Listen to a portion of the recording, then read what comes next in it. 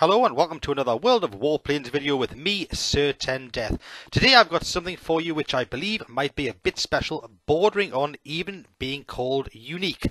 A review of the Tachikawa Ki-94-I, which is the Japanese Tier 7 heavy fighter. And the reason I'm saying it's unique is because there's so little information about it out there. According to Wargaming, this is from their page, it will not be made available for regular sale after this offer, which expires in a couple of days. That makes it borderline rare. So this is going to answer the question for you. Is it worth getting in the next couple of days while you can, or is it not? Wargaming are not saying it will never be sold again. They're saying it will be an uncommonly sold plane, so it might pop up once or twice a year, but it's not going to be regularly available. So as ever, I've done my normal. I've got myself one of these. I've put on a pretty paint job. I hope you like it. And I'm getting ready to fly. Now, it's common knowledge I'm not a heavy fighter expert in any way, shape or form. In fact, I'm very much still learning this trade. But I'm going to take this out and show what this plane can and can't do, and hopefully it'll help people decide whether they want to get it or not.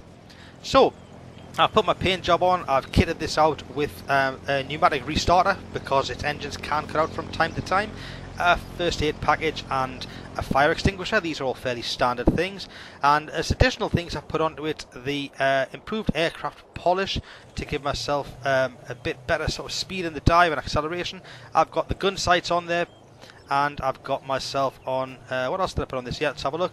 The improved covering to reduce the chance of getting damage to my wings and tails, and a little bit more hit points. So we're going to jump into a battle. Now I'll be completely on the level with you here. This is not the first battle, this is my third battle in this. I've tried it twice, the first couple of times just to get a feel for the plane, and then decided to go and take this out for the third time to see how it performs. It's a bit of a strange looking bird, but I think it looks quite nice. Reasons for getting this? Well, if you're someone like me, I quite like collecting uncommon, bordering on rare planes. I like having things in my hangar that are not usual. Are there reasons for doing this? I was looking around myself to find out, should I get this or should I not? And I could find no videos done on this at all recently. The only ones I could find were done several months ago, back before the days of World of Warplanes version 2. So, we're going to chat about its strengths and weaknesses, what it does and what it doesn't do as we play the game, and no doubt people will put things in comments about what I should have done and what I did wrongly, but that's me. I'm just going to try it out. Hopefully some of you will decide for yourselves whether it's worth getting or not. So, first thing I'm going to do here is get in towards this first mining plant, and I'm just going to dump my two bombs. It carries with it a couple of 250 kilogram bombs. Dump those down there, and then I'm going to keep going because there's no aerial combat to be done around the mining plant. I could use the guns and get to work on them, but there's a lot of the team behind me, and I'm going to try and go towards this next area over here and hopefully get busy on some of these planes. So let's chat about this then, the Ki-94-I or I. I'm not quite sure whether it's a 1 or an I.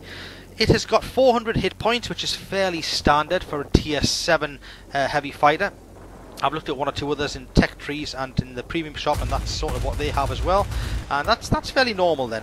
Its maneuverability rating is only 32. It's a little bit on the low side, but again you'd almost expect that of a heavy fighter, and yeah, that's okay as well, which gives it a turn of 15.4 seconds. That's a little bit on the low side. That's a bit slow, and you can see this in the gameplay here, that it's struggling to turn around these light fighters, these defense aircraft who are whipping back and forward. I'm struggling to really get them in my sights, and once they've gone past I can't catch up with them.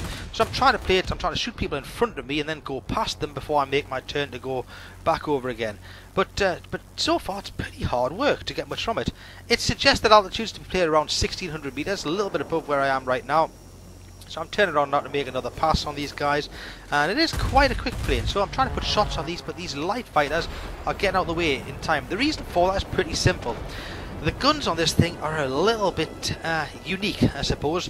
On paper you'd think that they are phenomenal. It carries with it, wait for this, two 30mm cannons and two 37mm cannons. It's capable of massive damage output. However, firstly, the range of those guns is 580 meters, which is, it's okay, that's not bad at all. But the real problem with them is that they have got, the shell flight time is pretty long. Those individual cannon shells, they don't fly quick, and therefore the lead that you've got to put onto any planes you're trying to shoot is considerable. And that's what I'm finding it's taking quite a bit of getting used to. So for the second time I'm just going to dump these bombs here as I fly past. Now, I am getting better at this, but the first game I tried to play this in, which was in the training room actually, I really struggled to do anything with the guns at all. Where this really does come into its own, you'll see this a little bit later in this video, is if you can get on the tail of somebody. It's a pretty slow moving aircraft. And you see here how much I'm having to try and lead the shots to get them on target. Now I got them in the end.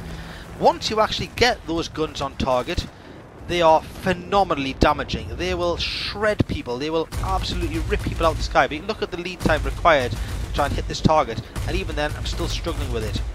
They do overheat pretty quick as well. On the other hand, they cool down fast. So you can shoot probably maybe 5 or 6 times.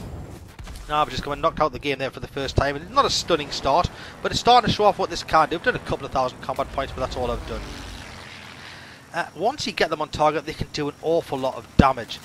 But getting them on target takes hard work.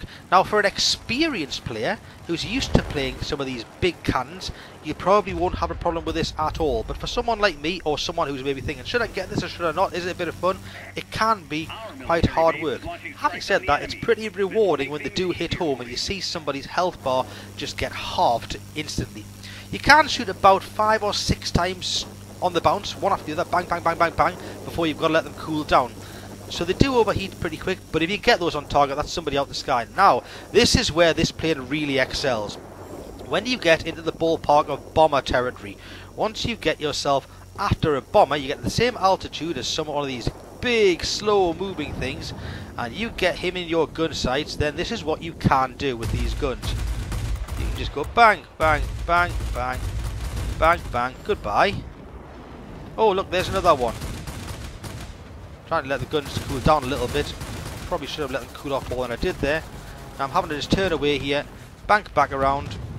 It's a big slow turn to get back. He's actually probably going to be dead before I get there, or not. Yeah, he is. So this is what it can do well. So the guns are very much a double-edged sword. They are fantastically nice to use when they hit the target, but it does take effort to really make them work. One problem with this plane, which you've probably noticed for yourself already compared to other ones that I've reviewed quite recently, it doesn't have a rear gunner. Now this can be problematic because it's not manoeuvrable and has a slow turn time. As soon as you get a fighter who shows a bit of an interest in you and decides to sit on your tail, then I'm afraid to say you're going to struggle to get rid of him. You're going to find yourself dabbing that F7 key and asking your team to help you, which, to be honest, unless you've got human players on your team, doesn't happen often. Look at those guns there though, they just destroyed that guy. He was silly enough to go head to head with this. That's what play. If you ever see one of these on the other team, don't go face to face with it, because if you do, it's going to hurt you. So I'm starting to learn how to play these guns now, and I have got myself 5,500 combat points, which is not at all bad. Oh look, another bomber. Hello there, my friend. I'm going to introduce you to my forward cannons here. Now just look what happens when you can just get on the tail of somebody and make the cannons work. This guy's got a few hundred hit points and they have just gone in a few seconds. So this is a fantastic bomber hunter. In a previous game I played with this, only the second game I played, was one of the ones where the opposition had managed to take a command centre and there was a bomber flight, and I once during the match managed to get myself on the tail of all 5 of them and took all 5 of them out of the game in under 20 seconds. But this is the problem with the plane. It's sluggish and it's slow. It's hard to turn, and therefore, well, I suppose I haven't answered the question yet. Is it really worth it? Personally, if you're a collector of planes, you like things that are a bit uncommon, yeah. If not, I don't think so. I think that you can get better value for money than this. I would be inclined to say when you compare it to other tier 7 premium heavies, the French have the VB-10, which has got 4 20mm cannons and 6 12.7s. The Americans have got the Fisher XP-75, which has got 10 12.7s, and they're both more manoeuvrable and have a better turn time than this. I would be inclined to say that either one of the other twos, the XP-75 or the VB-10, is probably better value for money than this plane is. I don't really feel like I enjoyed playing it in the few games I've played. I don't really feel that it's very much fun to play, but that's possibly down to the fact that I'm still learning how to play it well. Once I really get a handle on how to play it well and what I should be doing better than I am doing, it might be better. This game's almost at an end now, and I've done okay. I've done about 8,000 combat points, which is not at all bad. There was somebody going toe to toe with me. Now he managed to get out of the way, but I think I did a fair bit. Actually, I didn't do very much to him at all. I thought I'd got him in my sights there. This is a problem, you see, when you get into a turning contest. You can't out-turn a fighter at all. All you can do is hope and pray somebody else deals with him while you go looking for this guy. This is your new best friend if you're in one of these. So it's fantastic bomber hunter. Great at getting rid of somebody who's looking the other way. But you can't even pretend to try and dogfight with this. I know you'll get people who say you shouldn't be dogfighting in a heavy fighter, and I understand that. But sometimes you're kind of forced to try and deal with the enemy. So here's how we did overall. I mean, it's not a bad game. Just over 9,000 combat points. Fairly standard bunch of awards here. Yeah, and the Class 4 fighter. I finished first on the team. The other question people will ask is, does it make lots of money then? Well, actually, I don't think so. I mean, this one pulled in 124,000 credits, which sounds nice, but I regularly get that amount from a Tier 5 premium, which will cost about £6 as opposed to £22. Because this is 4 times the price of a Tier 5 premium. So, ultimately, is it worth the gold? If you're a collector of planes, go and get it.